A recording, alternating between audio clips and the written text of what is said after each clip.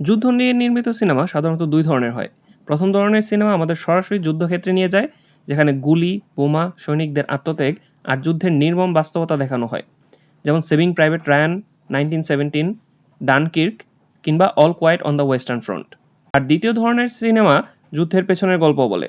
যুদ্ধ কীভাবে শুরু হয়, কারা যুদ্ধক্ষেত্রে লাভবান হয়, অস্ত্র কোথা থেকে আসে, কোটি কোটি ডলারের ব্যবসা কীভাবে চলে, এসব নিয়ে এগুলো তৈরি হয়। Lord of war, Charlie Wilson's war আর আজকের সিনেমা ওয়ার ডগস ঠিক একই ক্যাটাগরির।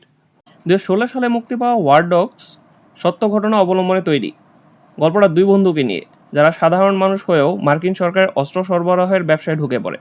এরপর শুরু হয় এমন এক যাত্রা যেখানে টাকা, ক্ষমতা আর ঝুঁকি সবকিছু একসাথে বাড়তে থাকে। মজার বিষয় হলো, সিনেমাটি মুক্তির সময় বক্স অফিসে একবারেই ব্যর্থ ছিল না, আবার বিশাল ব্লকবাস্টারও নয়। প্রায় $40 মিলিয়ন বাজেটের বিপরীতে এটি বিশ্বব্যাপী প্রায় $86 মিলিয়ন আয় করে, অর্থাৎ এটি লাভের মুখ দেখেছিল। তবে সময়ের সঙ্গে স্ট্রিমিং প্ল্যাটফর্ম আর সোশ্যাল মিডিয়ার কারণে সিনেমাটি আরও বেশি জনপ্রিয় হয়ে ওঠে।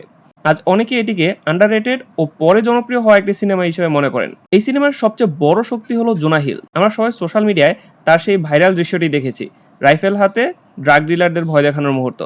কিন্তু বিশ্বাস করুন, ওই একটুকু ক্লিপ দিয়ে তার অভিনয়কে বিচার করা ভুল হবে। পুরো সিনেমা জুড়ে তার আত্মবিশ্বাস, অদ্ভুত হাস্যরস আর একই সঙ্গে ভয়ঙ্কর অ্যাপ্রেডিক্টেবল আচরণ প্রতিটি দৃশ্যকে আলাদা মাত্রা দিয়েছে। অনেক সময় আপনি হাসবেন, আবার পরের মুহূর্তেই ভাববেন এই লোকটা আসলে কি করতে যাচ্ছে। আর আনা ডি আরমাস, আমরা তাকে বেশিরভাগ সিনেমাতেই গ্ল্যামারাস আর অ্যাকশনধর্মী চরিত্রে দেখতে অভ্যস্ত, কিন্তু এখানে তিনি একেবারে অন্যরকম।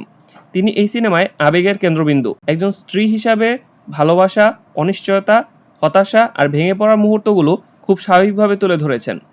তার উপস্থিতি না থাকলে সিনেমাটা শুধু অস্ত্র ব্যবসার গল্প হয়েই থেকে যেত। সব মিলিয়ে ওয়ার ডগ কোনো যুদ্ধের সিনেমা নয়, এটি যুদ্ধকে ঘিরে গড়ে ওঠা বিশাল ব্যবসার গল্প, যেখানে গুলি চালানোর চেয়ে বড় অস্ত্র হলো লোভ, ক্ষমতা আর টাকার নেশা। যদি এমন সিনেমা দেখতে ভালো লাগে যেখানে কমেডি, বাস্তব ঘটনা, দুর্দান্ত অভিনয় আর দারুণ গল্প সব একসাথে পাওয়া যায়, তাহলে ওয়ার ডগ সিনেমাটা আপনার ওয়াচ লিস্টে অবশ্যই থাকা উচিত।